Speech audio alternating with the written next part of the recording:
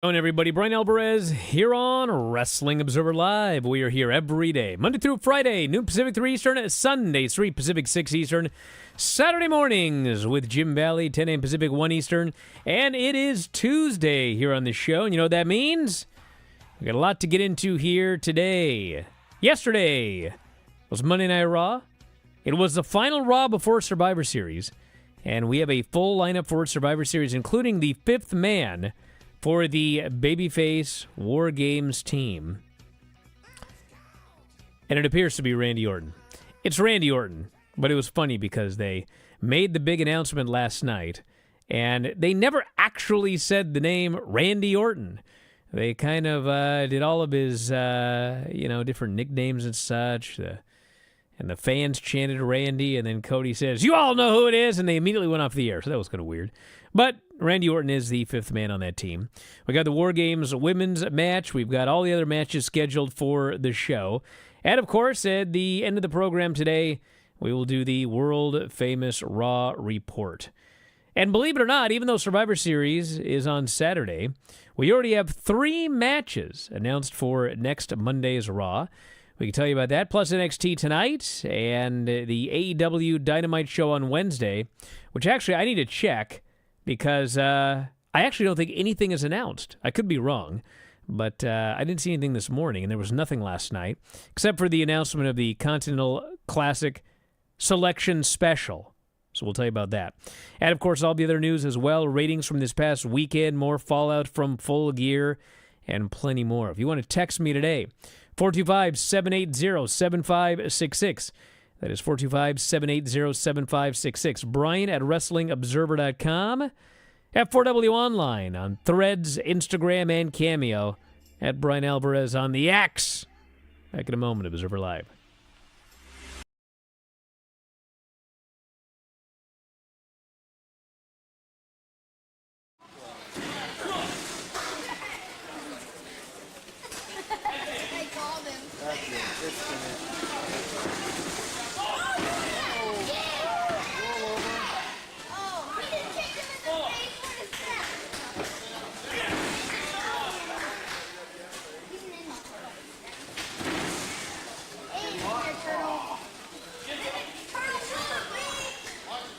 Leg drop. Sorry, but you don't have your shell yet. That's it. Opinion.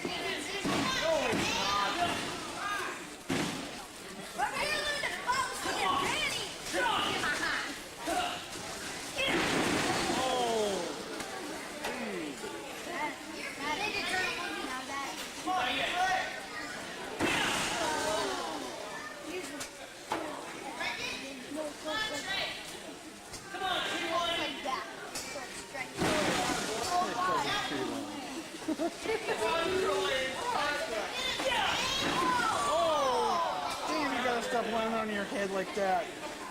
Let's go, Treehouse. So your name's Turtle. Turtle. It's broke for sure.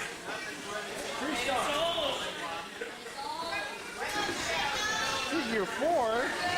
A figure 4? You can know the figure 4?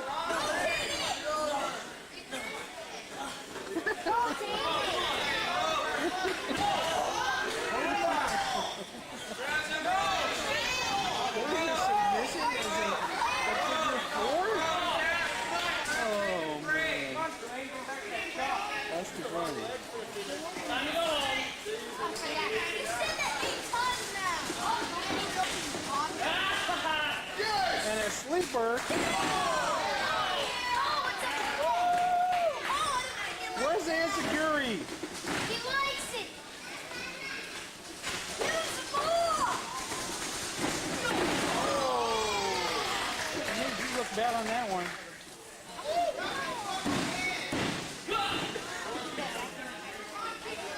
Drop it back. Oh, just on that.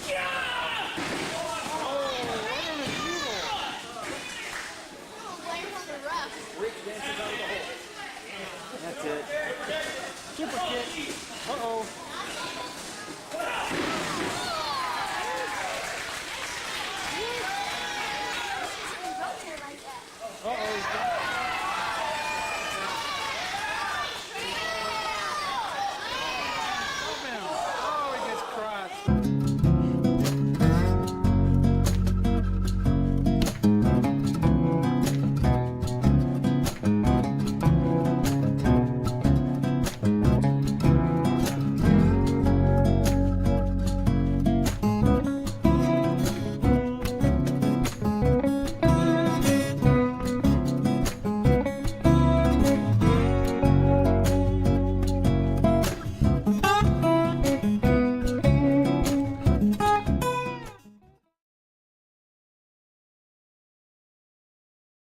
Alvarez here, Wrestling Observer Live.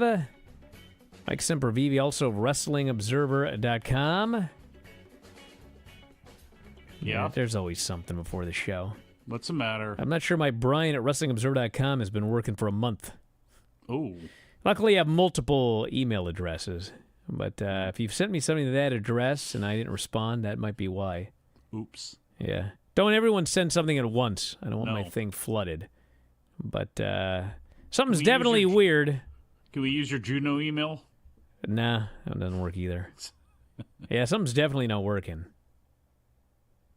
What could I have possibly gotten over the last month that I never got? Can you imagine? Apparently a virus. Can you but did imagine get the it. things that might have been sent to me that I just totally ignored? Yeah. Maybe The Rock emailed me about that mysterious Death of WCW thing that they're doing. Now, exactly. What's Huh. that all about? What do you mean, what's it all about? What's that all about? Why haven't you been contacted for this? I don't know. You wrote the book. You know what it is? I got it It's a over mystery, is what it is. Here. 2 different editions of it. Yeah, you got another big one there, too. Yeah, I do. What is that? This is Tinder Box. This is the HBO's Ruthless Pursuit of New Frontiers by James Andrew Miller. This is the guy that, along with Tom Shales, wrote the Saturday Night Live book a few years back. Actually, more than a few years back, but it was incredible. So, yeah, I was not expecting it to be as large as it was, but it's the War and Peace of HBO. Who in God's name would read so many words? Me. Ridiculous. All right, we've got Survivor Series coming up on Saturday. It's a weapon. And yes, they did sort of announce last night that David Zaslav letting me know he liked the free promotion for the HBO book. Should I start over again? I don't know. They announced, kind of, that Randy Orton will be the 5th man on the babyface team. So they once again did the storyline where, so for the women, there's 4 on each team. And on SmackDown, you know, the babyfaces were told, you must have your 4th woman in the building by the end of the show, or else. I guess they would have to be 3 on 4. So, you know, they called Becky with 15 minutes left on the show, and somehow she's not only able to get there, but be in her gear. That was very impressive. So this time, the babyfaces, the male babyfaces, were told the same thing. But apparently they didn't have to have the person in the building. They just had to announce the person. So they spend all night trying to figure out what they're going to do. And then finally in this show, there's a big, you know, rigmarole or whatever. And Cody comes out, and he cuts a promo. And he says, "We are not alone. We have found a 5th member. Someone," he says, "that I have a legacy with." And when he said legacy, man, they pop big. They knew exactly who he was talking about. And then he says, "Our partner is an apex predator." And they go, "Yay!" And they chant Randy's name. And then Cody says, "You fans are right." And then the show went off the air. I was like, okay, I guess it's Randy. Presume so. Well, it is. They actually put it up on WWE.com if you watch the highlights of the show. Those last social media folks on WWE.com don't know what they're doing. Well, that's true, I guess. But hey, very smart Maybe it was decision. DiBiase Jr. Well, He had yeah, a legacy with Cody. He did. He was an apex predator, I guess, in the Marine movie that he starred in. I guess you could go ahead and do that, and then you could have a riot on your hands. But what they did was, I believe, prevented any riot that people wanted to cook up in their minds when they didn't see CM Punk be that person that showed up and was the surprise on Saturday. So I think they did a great job setting that up. Randy Orton's going to be there. Sure, they're going to be CM Punk chants because it's Chicago, so that's cool. But once the thing is over with, I don't think anybody's going to have a problem at all. Well, let's see. I'm looking through everything right here. Your old emails that you found? Yeah, it looks like, let's see here. That's where all the renewals went. Yeah, October 5. No email since October 5. What is it, November Wow. 21? That's a lot of emails, bro. Have you been enjoying that silence? Yeah, October 5, the day Hey, it here's died. an idea. Delete all. Well, I mean, I don't care. Obviously not. You're not missing I'm them. going to tell Tony here. Looks like October, what did I say, 6th? 5th. 5th? Yes. Oh, that's Now, is this unfortunate. something that has plagued everybody with a F4W I don't know, online? man. I don't care about everybody else. No. I honestly don't care about any of them that I missed. But how has my life been different in the last 6 weeks? I don't know. Especially if they were Nothing's titled been Hall bad. of Fame. No. Oh, yeah, I guess I didn't Saw get the my zoo lights. ballot either. You're a Okay, fulfilled so man. we've also got NXT tonight. Now, this show was taped. You know what that means? What's that? Well, that means that I can tell you that all these matches are going to happen tonight. There will not be any changes. You sure? We have an Iron Survivor Challenge qualifier. Carmelo Hayes versus Josh Briggs. Josh Briggs is the fornicator, for those of you following along. Yes. We've got Blair Davenport and Thea Hale, women's Iron Survivor Challenge qualifier. We have Lyra Valkyra defending against Xia Li, who lost to Becky Lynch on Raw Monday. That's how you do it. No, that's not how you do it. That's stupid, okay? That's like beating Hook for only the second time in his entire AEW career, and then on the very next show, just randomly going out and doing a job. Noam Dar versus Chad Gable. Angel Garza and Humberto Carrillo. Didn't Tozawa get squashed before he had his match against Yeah, that was Noam also Dar? stupid. Yeah. Edris Sanofi and Malik Blade and Eddie Thorpe and Charlie Dempsey. See, the thing is, okay, listen. You want Xia Li to get a championship match. Okay, cool. Well, give it to her. And then she can face Becky next Monday. Why does she have to face Becky, lose, and then go have her championship match? That doesn't make any sense to me. I don't know why they do this. There was no other woman on the roster Becky could have faced in the No, the main point is event? they've been building this feud up forever, but you didn't have to do it the night before she gets a championship match on NXT. That's my point. I know, but Do it next she could have- week. She could have interfered against Becky, caused some havoc. That's what caused the DQ, and then she could have had her match without losing, and she could have actually looked a little bit stronger, maybe. But I don't know. Silliness. Smackdown or something like that? Why isn't Xia Li then the fifth person on that damage? Because there's control only side? 4 people on each team. But why? I don't know, and it doesn't matter. Yes, it does. So then we've I'd rather got see Raquel in there than fight Nia Jax, wouldn't you? tomorrow. I don't believe anything has been announced for AEW Dynamite as of right now. So now it's a bit. Have I missed something, everybody? I don't think anything has been announced for the actual Dynamite There's show. an announcement of the Collision Intercontinental Classic. Whatever. I've seen. Chad Cadillac Gable lost Cup. last night as well. Yeah. Yeah, he did, but at least, well, I guess Zaya's was a kind of a back and forth too. But anyway, Wednesday, we have the Continental Classic Selection Special. So we've got a Continental Classic coming up, and it was announced quite a while ago, actually, 2 weeks ago. Quite a while. It was the Saturday before this past Saturday. Actually, you know what? By So, today's standards, yeah, that was it's quite almost a 2 while. weeks ago they announced it. Holy Moses. And we know virtually nobody in it. And so instead of announcing it on Dynamite, Collision, Rampage, or the pay-per-view, this will be a streaming special. It will air on X, YouTube, and Facebook. Tony Khan announced that it would be Wednesday. He didn't say when. I have no idea. I can't help you guys. I don't know when this will stream. But there will be Continental Classic matches on Wednesday. Now, granted, we do know Bryan Danielson, Andrade, who didn't want to be in it. He had to be talked into it. And Mark Briscoe, right? We know those 3. 4. We got Andrade, Mark Briscoe, Danielson, and Kingston. Kingston. Okay. Obviously. All right, so we got 4. He's got the belts. So this doesn't have to air before Dynamite. They could do matches involving the 4 people we know and then do the selection special after Dynamite. But you see, I don't know. I don't know when this is. I have no earthly idea when the Continental Classic Selection Special will be. Well, you see, Brian, they book show by show. I presume that soon we will know this answer. Maybe even by the end of this show. Back in a moment, Observer Live.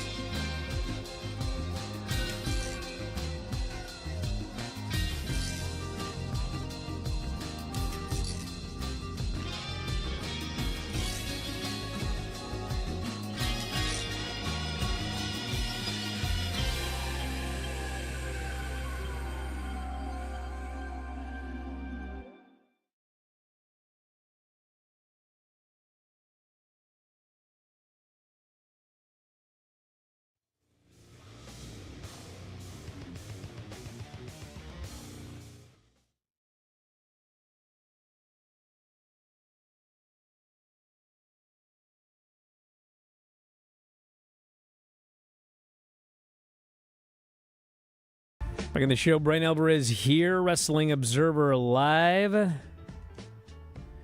Sempervive, also of WrestlingObserver.com. You all right? I'm trying to figure this out here.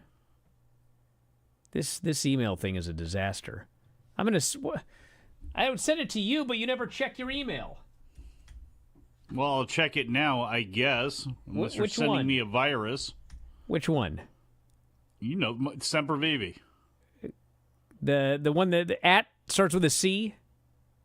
Yeah. Okay. It's the only one I really use, man. It's really the only one. All right, so listen. I'm sending you an email, and I just want you to respond to it. Okay. Because I want to see if anyone's even responding. Because I don't think anyone's even responding. Man, oh, man. What a life this has become for me. When did you send it? Did you send it already? I just sent it right now. Okay. Well, we got more news here. So, Friday night's Collision. We had Collision going head-to-head with Smackdown. What a fun day it was on Twitter yesterday. So, was there anybody that was fooling themselves into thinking that Collision was going to do well? Did I miss the memo? Yeah, that Collision was going to do White. great opposite SmackDown? Jay White was going to win the title. Well, it did very poorly. Did a .08 in 18 to 49 and 270,000 viewers. So it got killed. And then on the Bryan and Vinny show, we were talking about, we were reviewing the shows on Sunday. And Vinny said that of all the shows on that he watched Rampage, he said between Dynamite, Collision, and Rampage, he thought Rampage was the best show, but he said it was going to be the least watched show. And I said, I don't know about that, brother, because SmackDown ends at 10. Yeah, SmackDown ends at 10, so it's not head-to-head with SmackDown. So it actually might do better than Collision.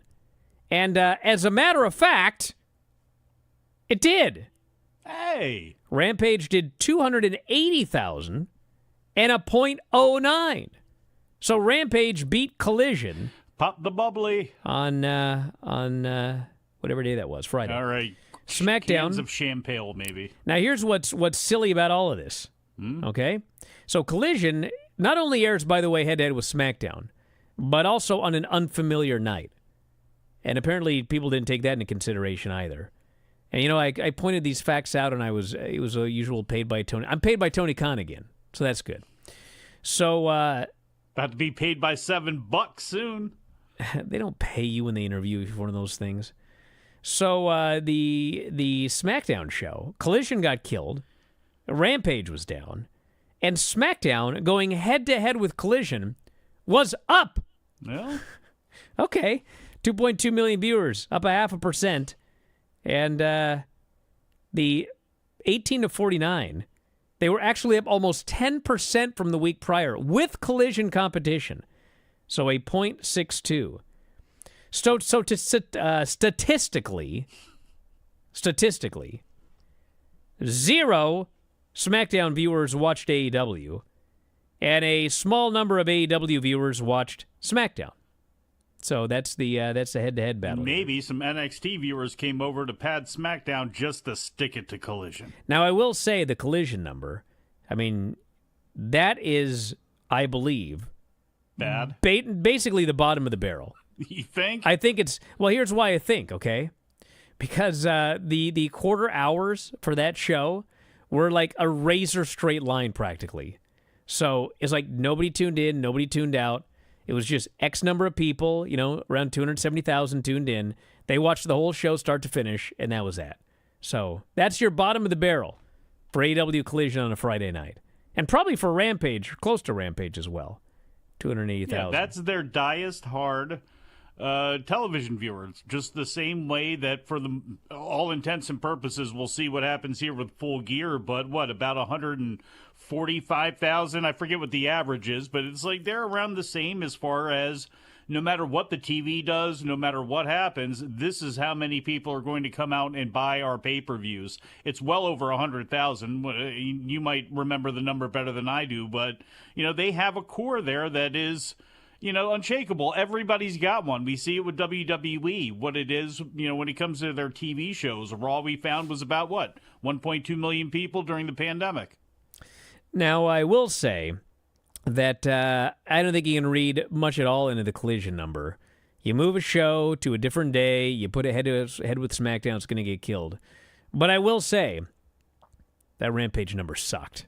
Yeah, well. Because that's its normal time slot on its normal day, and it was the lowest total audience ever in the history of Rampage. Well, hour 3 of 4, too, which they did not hype up. And I don't know what you could really have done with it, and sure people would have poked fun at it, but you had 4 hours of AEW that night. You had 2 hours of Collision going head-to-head with SmackDown. You had an hour of Rampage, and you had an hour of the pre-show, the AEW Full Gear, Barker show that they had. You could have done maybe more with that. You could have had something where make it like old WCW / NWA and have, people interspliced throughout the show doing some stuff. Maybe you could have made more out of it. I don't know if it would have mattered or not, but I don't know. Maybe you could have gotten more than 300,000. I'll say this about that Rampage number. That Rampage show was not a bad show at all. I liked the show. Vinny liked the show a lot. Yeah. But it absolutely died. It was the third hour on a Friday night. And before this new SmackDown deal was announced, there had been a lot of talk about, what if they did 2 hours on Fox and then an hour afterwards on FS1? And I always thought, my God, what a horrible idea. I mean, listen, if you're going to make money for it, whatever. I mean, that's the story of Raw. But you're gonna go from Fox at 10 o'clock to FS1 at 10:01. Okay, first off, you're going to get cut in half immediately because it happens every time they go to FS1. Second, you're adding a third hour on a Friday night, which, as we can see here by the Rampage number, people don't want to watch 3 straight hours on a Friday night. So you're going to drop even worse. So what are we talking? You're going to get like 2.2 million from 8 to 10, and then 850,000 at 10 to. What are you going to put on at 10 to 11? Like a Roman Reigns segment, a big main event, or what are you going to do? You're going to be smart. You're not going to put anything valuable there because nobody's watching it compared to Fox. But then no one's going to bother watching FS1 because it's like the black sheep hour or whatever you call it. Yeah, so, horrible idea. And it's the same thing, all the discussions about Raw. What about, I shouldn't say all the discussions because I haven't heard a lot about this, but, putting a couple hours of Raw on whatever and then another on Amazon or something. Horrible idea. No, it will die a death. Yes. So we'll see what happens. To with me, this, you need 2 Raw linear show. properties to do something like that, especially if they're looking into doing, bringing back something during the show. Remember when the app came out and the network came out during commercials, you could switch over to the app and do that sort of thing.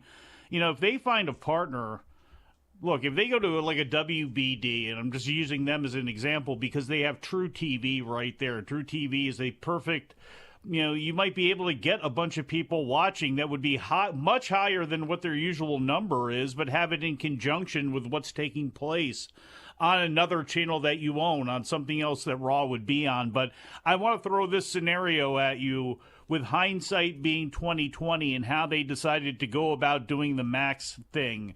Do you think that they could have done an angle similar to what they did on the pay-per-view, but have it play out throughout the show and then have some doubt going into the pay-per-view on Saturday? Do you think that in hindsight, or do you think it just would have been wasted in those 3 hours going up against SmackDown? Well, they did a good angle at the end of Rampage. But I certainly would have not gone off the air. I would not have gone off the air on Rampage saying we might not get an MJF match on Saturday. That would have been madness. Or we're going to have the decision on what's going to take place. And that you would could be add Cole absolute out there. madness. Okay, I was just wondering if you could have weaved a story through those 3 hours, though, and made it where you actually had some drama. You're getting a title match, but what's going on with MJF? Well, you don't know you're getting a title match. Because if the champion may not make it. I know, but you do a story where you leave it open where something is going to give. Jay White's going to have that title. We're not just going to let you hand it over. We're going to come up with something. But you built to because that drama that does terrible numbers historically when people don't know like what's the main event going to be or whatever. I mean, listen, but here's the people thing. were so mad.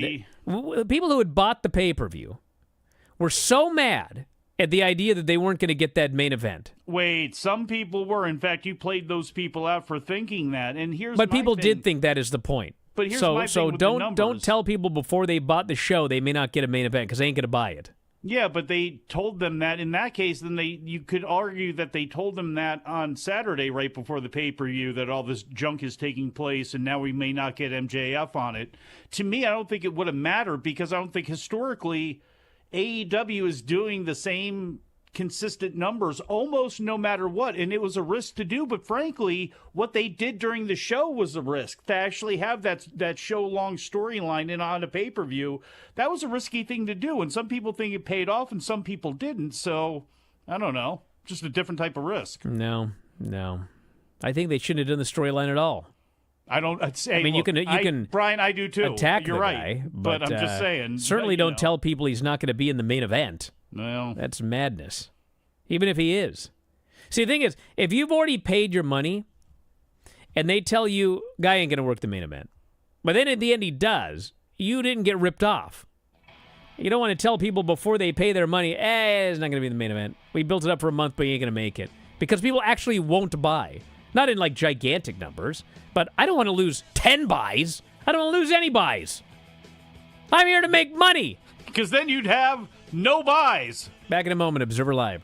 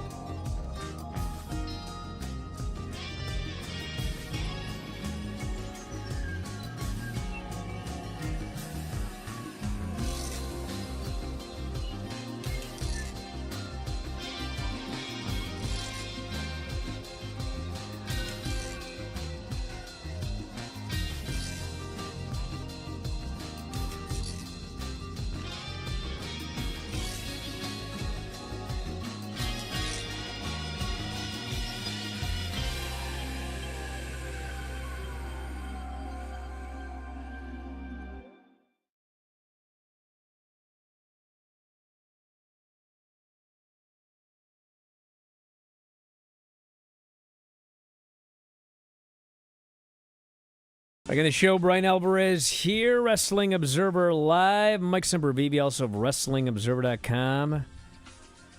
Well, maybe around 2:30 I'll get my emails back. Ugh. Can't have been Tony anything answer that you? important, right? Well, did Tony answer you on what could? Yeah, that's why I said 2:30. Not home right now. All right. What a stupid thing to happen. Snap at me here. Whose fault is this? Not mine. All right. We got to talk about Raw. The Raw report.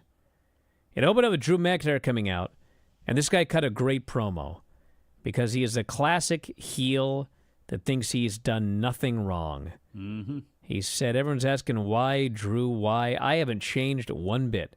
I haven't lied one time. I'm not lying now. If you're a fan of mine, I don't have to explain myself. If you turned on me, well, you were never a fan in the first place. I don't care about you guys. Jay attacked me from behind time after time after time. Last week, I looked him right in the eye and I jumped him. And I'm sure Jay wants me to say I'm sorry, but I don't remember one apology to me or anybody that he screwed over, he says. So why should I get over anything? My family, I sacrificed for years. I missed birthdays. I missed holidays. And at Clash of the Castle, that was supposed to be my night. And your family took everything from my family. So everyone's asking if I joined the Judgment Day. Well, the answer is no. But I will be on their team at Survivor Series because Rhea offered me something nobody else could, and that is you, Jey Uso, in a cage. So Jay comes out, and he's all wacky. He's all yeetin'. And he's going to go beat up Drew, but the Judgment Day shows up. And so out comes Seth, Sammy, and Cody. And they get in this giant brawl. And Adam Pearce sends down Nerds to break it up. And he says, yes, Drew is on Team Judgment Day. You baby faces, I need a fifth member by the end of the night. And by 9 o'clock, we're going to have a advantage match later. I want to know who's on each team. And so Drew steps up and stares down Jay, and then they leave. He also added no interference in the advantage match. Or that whoever throws the first punch, you lose the advantage. So Judgment Day's chatting, and Priest says, Rhea, I don't like the guy, but it was a good idea to add Drew to this thing. But as the leader of the Judgment Day, he says, remember last week he said that and they got mad? He goes, it's just hot, didn't mean it. Well, he said it again. And he says, we should have discussed it. And she goes, well, you know. So Priest says, where is this guy? I want to be in the advantage match. And Rhea says, well, we should all discuss that as well. Let's wait for Drew and we'll talk. My God, this next match. Do I have hours? No. It's Raquel and Nia. Okay? So they go back and forth for a while, and Nia posts her and starts working over her back. So now Raquel has a bad back. So Raquel makes a comeback. She hits the corkscrew spinning elbow, which she's won many matches with, but she doesn't cover. Instead, her brilliant plan is to lift up Nia. Well, she tries and she collapses. So that was a stupid idea. So then Nia drags her to the corner for the sit-down splash. Raquel gets under her and she decides, I'm going to try lifting her again. Well, you'll never guess. Nia squishes her a second time and then hits the sit-down splash and pins her. You could not be a dumber babyface. I mean, my God, I was watching this match. And then, as bad as the story was, making Raquel just look like a fool. So when Nia goes up for the for her finish, the Annihilator, get it? Raquel's going to go under and get her up on her shoulders, okay? For a powerbomb. Well, listen, all you got to do, Nia, is put your feet on the middle ropes so she can get under you and lift you. Instead, as soon as Raquel gets under her, Nia just takes both of her feet off the ropes. And so you got to watch Raquel. She almost kills herself trying to get Nia up on her shoulders. And literally all Nia had to do was help her a little bit by putting her feet up, but no. So she damn near killed her for real, and then she killed her in storyline. This was a disaster. I blame Vince. I'd like to blame Vince. I have to blame Vince. Even if it's somebody else there, I'm blaming Vince for the fact that Nia came back and absolutely positively does not help anyone in the division at all. Yes, you need a giant, you need somebody unique. Well, Raquel Rodriguez is pretty unique, and I have a feeling this is going to end with her body slamming Nia and getting a victory. But, I mean, come on. Of all people, Nia, come on. Drew showed up to meet with the Judgment Day. Priest says he's the leader. He wants the advantage match. Drew says, no. I've got to go out there and take out Jey Uso. And so Priest says, fine. I want the match. It's yours. Show your worth. Go get us the advantage. And Drew says, that's leadership. So then Seth says he wants Drew, and Jey says no. If Drew's in the ring, I want him. And so they finally all agree it's Jey and Drew for the advantage. And Sammy says, well, you'll be his fifth member. He says, I hear that, SmackDown guys are not off limits. He wants Kevin, obviously. But Cody says, I have an old friend I could call. Which, by the way, in storyline is, should we get the guy that's wrestling regularly, or should we get the guy that's been out for 8 months with a broken back? Well, let's do that guy. Well, he's the son of Dusty. He likes big surprises. Becky Lynch and Xia Li. This match, when it first started, it's like people like Becky, but they don't care one bit about Xia. And every time Xia got the heat, it was absolutely dead quiet in this building. But you know what? They worked, and they kept working, and they worked their asses off. And by the end, the crowd was into it. And they were popping for the near falls there at the end. And then finally, Becky avoids a kick, manhandle slam, pins her, turned into a very good match. And then afterwards, Damage Control comes through the crowd. And Charlotte, Shotzi, and Bianca rush in. Big brawl breaks out. Adam Pearce sends out security to break it up. Vinci and Kaiser meet. Kaiser was given control over Vinci by Gunther. So he says, stay back here. Do not come out. I got this handled.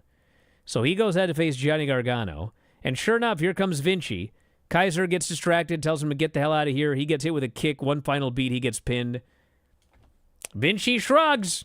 Oh. Kaiser's furious. Pierce is talking to Piper and Chelsea. A bunch of teams show up. They all want a title shot. He signs a multi-person match. And then Maxine and Ivy wander in. I don't know what they want. And he goes, oh, let me guess. You want in the match? Fine, you're in. And Ivy's like, well, actually, we... And Maxine goes, shoosh! She wants the match. No, I'm not going to do it. Do it. I have pride. Zoe cut a promo on Rhea. And then, yes, it is Ivy and Maxine, Natty and Tegan, Kaden and Katana, and Indy and Candice in a four-way for the title shot. And, like, when the match began, I was like, this is going to be horrible, okay? And as I look at it, I'm not quite sure why, because, Ivy does a good job, Natty's good, Tegan's good, Kaden and Katana are a good team, and Candice is good. There's a lot of variables. It's there, only that's Maxine why. and Indy that I was really worried about. Dude, come But on. fans love Maxine. Yes, they Everything do. they did, everything she did, they were into. She's a cartoon. She is a total cartoon. And I love her because she gives it 200%. Like 200% she gives this gimmick. And finally, at the end, Tegan rolled through a Maxine high cross, pinned her. And so, yes, next week, Tegan and Natty versus Piper and Chelsea for the tag team titles. Who added nothing on commentary. Nothing. No, they did not. Gunther ran into Kaiser and Vinci, and he is very, very upset at Kaiser. He says, maybe I put the wrong guy in charge. Now, he says, watch how I go handle this Miz. So Pierce meets with about 50 teams backstage and says, next week you're all in tag team turmoil. And then he runs an Aldis, says, we got to have a conversation, I guess. Also a confrontation. But we had a confrontation with The Miz and Gunther. Am I going to hell or what? I can't wait for Gunther to kill this guy. Miz is out there, and he talks about how he's got nothing but respect for this business. Well, by the way, he was a babyface. Yes, they he turned is. him babyface. Gunther comes out, says, Mike, let me clarify. It's not I lack respect for you. I just have zero respect for you. I've heard that from you before. I don't understand this. You don't understand this ring is sacred. It's for fighting and competition. You are nothing but an entertainer. And Miz, who I don't know if you guys remember this or not, but he was on The Real World, and never once was he wearing a Randy Savage, Rick Rude, Mr. Perfect, Shawn Michaels, or Bret Hart t-shirt. It was only Hulkamania shirts that he wore. He claims I just loved these these wrestlers, these Intercontinental Championship These work rate entertainers, I wanted that title. He says, big Tito fan. the reason we talk about those guys is they weren't a one-note robot like you, and Gunther laughs. He says, this is quite cute. And then Miz goes, I've been knocked down time and time again. I've reinvented myself. I was like, what? You're the exact same Miz that was on the real world. You've done anything but reinvent yourself. Does he think he's Jericho? He says, add Maurice to it for a minute. He says, we're going to find out Sunday. I'm going to climb that. Anyway, he's talking about this or that. And Gunther's just sick of this guy. And he goes, little Mike Mizanin, you're just a little weirdo that got bullied in high school. You pursued a career and you finally got to the big time. And what happened? They bullied you here as well. And he goes, you know what? I don't think you've been bullied enough. Fans are chanting USA, of all things. And so he starts bullying the Miz. Do something about it. And so Miz punches him and Gunther boots him right in the face and kills him. And I'm like, God. And then he finally lifts Miz up or whatever. Miz hits a desperation low blow. Hits the skull-crushing finale. And Michael Cole screams, do it for all us weirdos, Miz. I'm Team Gunther. Yeah. Okay. Yeah. Mm-hmm. Just making sure. Yes. Then we had Nakamura and Chad Gable. Great match. I can't say great, but it was really good. They had some excellent wrestling early. And Chad Gable's awesome. Him and Nakamura, it was good stuff. And then Gable tried to cradle. Nakamura sat on him, pinned him. We still don't know who Nakamura's calling out. Didn't sit on him like Nia would. But he wants somebody. Yeah, he didn't hurt him or make it difficult. Ivar cut a promo on Bronson. I can't wait. I'll skip Survivor Series. I just want to watch Ivar and Bronson next week. And then Drew McIntyre, Jey Uso for the advantage. So Cole and Wade are arguing. Cole says, Drew said he never got an apology, but just a few weeks ago, Jey apologized to Sammy. Wade goes, Sammy is not Drew. He said, show me one time, ever, find the footage, that Jey said, I'm sorry to Drew McIntyre. And Michael Cole mutters, revisionist history. And Wade goes, what are you talking about? These are just facts. Find me one time. So they're doing this match, and Drew cuts him off, goes for the Claymore. Jey hits a jumping super kick. He goes up top. Drew grabs him, hits a future shock, pins him. What? I mean, I was fine with a clean finish, but, man, they jobbed out Jey Uso here. What? You guys complaining about Jay White should be complaining about Jey Uso. Guy got pinned in the middle of the ring clean in an advantage match with future shock DDT. So then everyone shows up, big brawl, you know the whole deal. Well, and Jey Uso, though, when Cody was saying all of this stuff, had a really weird look on his face because there's somebody else he's never apologized to. Yeah, he was not happy about Randy Orton being chosen, but Randy was chosen. He'll be there on Saturday, folks, and so will I. Well, afterwards. Wrestling Observer Lights.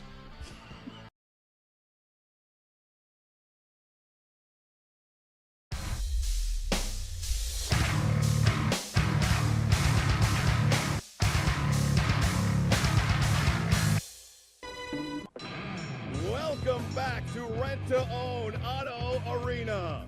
The next match on tonight's Portland wrestling card. Ed Moondog Moretti versus beautiful Bryan Alvarez. This match is being brought to you in part by Tom Peterson. What an amazing match we just had. And Tony Kozina and Damon Scythe tore it down. I do not know. Mike Rogers, glad to have you back. LC, I couldn't take much more of him. Mike, glad to have you here. Moondog Ed Moretti, Bryan Alvarez, beautiful Bryan Alvarez in the ring. I have never seen Tony Kozina that upset. Oh, that was unbelievable. And, yeah, I've never seen him that upset either. And I'm telling you, if you don't want to be upset, I guess you just look over there and see Miss Rent to Own Otto. Yeah, Miss Rent to Own Auto. There she is with beautiful Bryan Alvarez. And she was none too happy last week when Bryan Alvarez was pinned by the grappler. 1, 2, 3 in the middle of the ring. I'll tell you, fans, Ed Moretti, veteran 24 years, locking up with beautiful Bryan Alvarez. Drives a knee into the midsection. Whips him across the ropes. Off he comes. Another knee. Really drives him in.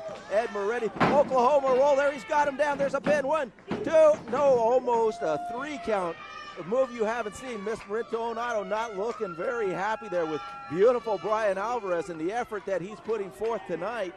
But fans, coming up next in our main event, the Suicide Kings versus Havoc and Mac. Again, double count out last week.